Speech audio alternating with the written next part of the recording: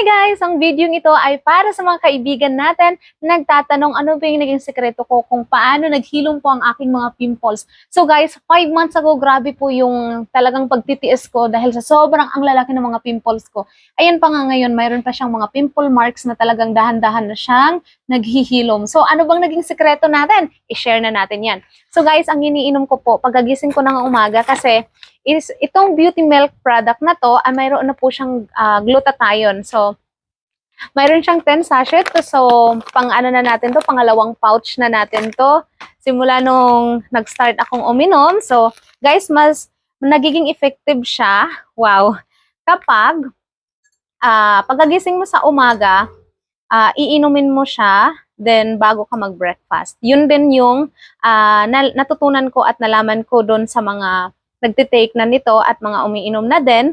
Kasi guys, sa akin, talagang naging effective siya. So, ano bang hinihintay mo kung gusto mong maging glowing, gusto mong maghilom yung mga pimples mo, at gusto mo pa na mas lalo pang gumanda kahit maganda na tayo, guys. So, ano pang hinihintay mo? I-click mo na yung yellow basket dyan kasi para sabay-sabay tayong mag-glow at sabay-sabay tayong maging beautiful. So, cheers! Sobrang sarap.